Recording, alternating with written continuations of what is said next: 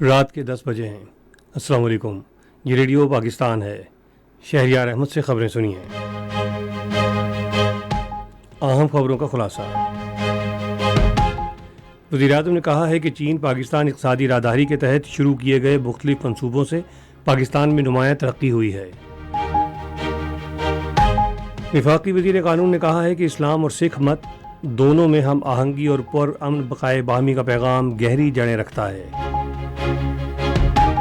اقوام متحدہ کے پناہ گزینوں کے ہائی کمشنر نے اس سال پاکستان بھر میں 125 تعلیمی اداروں اور ہسپتالوں کو شمسی توانائی پر منتقل کرنے کا اعلان کیا ہے۔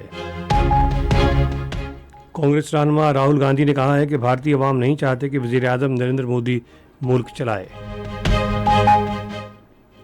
اور اب خبریں تفصیل کے ساتھ۔ وزیر اعظم شہباز شریف نے کہا ہے کہ پاکستان میں چین پاکستان اقتصادی راہداری کے تحت شروع کیے گئے مختلف منصوبوں سے ملک میں نمایاں ترقی ہوئی ہے۔ چائنا میڈیا گروپ کے ساتھ ایک انٹرویو میں انہوں نے سی پیک کو پاکستان کی ترقی اور خوشحالی کے لیے ایک سنگ میل قرار دیا۔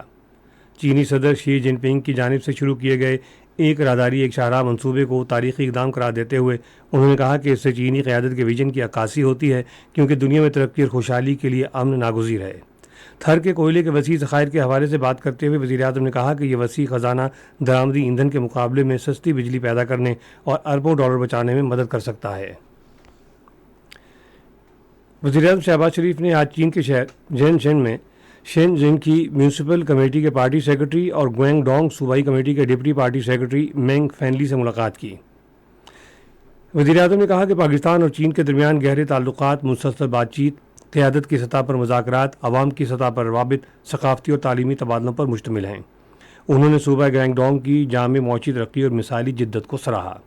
انہوں نے شینزن کو پاکستان کے ساتھ چین سے تجارتی تعلقات کے لیے تجارتی راہداری قرار دیا۔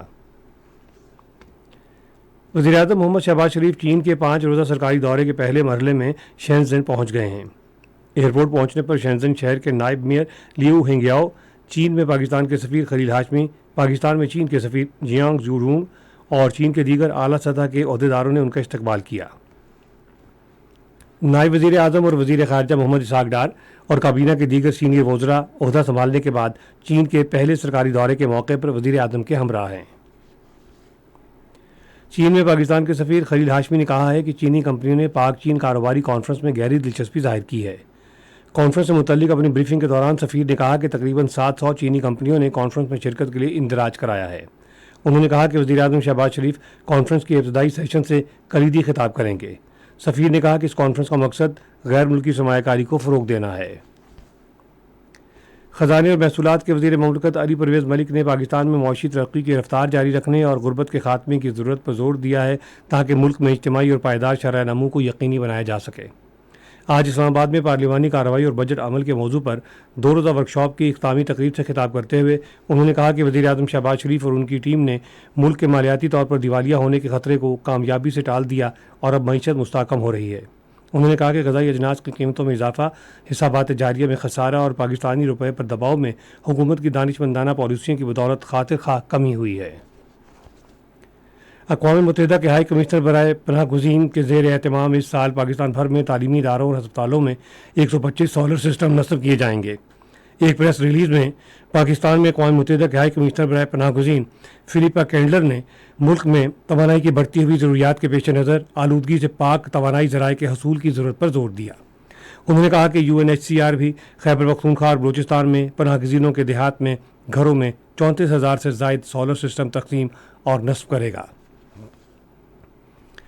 کانگریس رہنما راہل گاندھی نے کہا ہے کہ بھارتی عوام نہیں چاہتے کہ وزیر اعظم نریندر مودی ملک چلائے۔ نئی دہلی میں ایک نیوز کانفرنس سے خطاب کرتے ہوئے انہوں نے کہا ہے کہ کانگریس نے نہ صرف BJP کا مقابلہ کیا بلکہ خفیہ اداروں اور عدلیہ کا بھی سامنا کیا، کیونکہ تمام ریاستی ادارے نریندر مودی کے قبضے میں تھے۔ ڈیلس میں ICC T20 عالمی کپ کرکٹ ٹورنامنٹ کے ایک میچ میں نیپال نے نیدرلینڈ کے خلاف اب سے تھوڑی دیر پہلے تک 10 اوورز میں 53 رنز بنائے اور اس کے 4 کھلاڑی آؤٹ ہوئے تھے۔ نیدرلینڈ نے ٹاس جیت کر پہلے فیلڈنگ کا فیصلہ کیا، جبکہ برج ٹاؤن میں انگلینڈ اور اسکاٹ لینڈ کے درمیان میچ بارش کا باعث روک دیا گیا ہے۔ اسی کے ساتھ خبریں ختم ہوئیں۔